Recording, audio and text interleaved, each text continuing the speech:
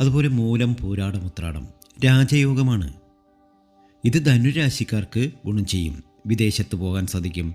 ഒരുപക്ഷെ ബ്രിട്ടൻ ആകാം, അമേരിക്കയാകാം, അല്ലെങ്കിൽ വേറെ ഏതെങ്കിലും രാജ്യമാകാം, കാനഡയാകാം. അങ്ങനെയൊക്കെ ഓരോ രാജ്യത്തുമൊക്കെ പോകാനുള്ള യോഗമൊക്കെ വന്നു ചേരും. അതുപോലെ ഷെയർ മാർക്കറ്റിലൊക്കെ ഇൻവെസ്റ്റ് ചെയ്യുന്നവർക്ക് ലാഭം കൊയ്യാം. ജ്യോതിഷത്തിൽ ബുധൻ ബുദ്ധിയുടെയും യുക്തിയുടെയും സൗഹൃദത്തിൻ്റെയും സംസാരത്തിൻ്റെയും ഘടകമാണ്. ഒരു വ്യക്തിയുടെ ജീവിതത്തിൽ ബുധൻ അനുകൂലമാകുമ്പോൾ അവരുടെ ബിസിനസ് വർദ്ധിക്കുന്നു, ജീവിത നിലവാരം മാറുന്നു.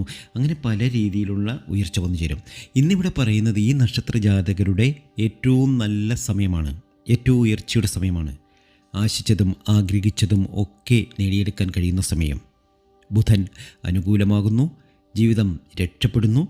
ഗജകേസരി യോഗത്താൽ ഈ പറഞ്ഞ നക്ഷത്ര ജാതകരൊക്കെയും അതീവ സമ്പന്നരാകും. കോടികൾ ഇവരുടെ കയ്യിൽ വന്നു ചേരും ഉറപ്പായും. അതിനു വേണ്ടിയിട്ടൊന്നും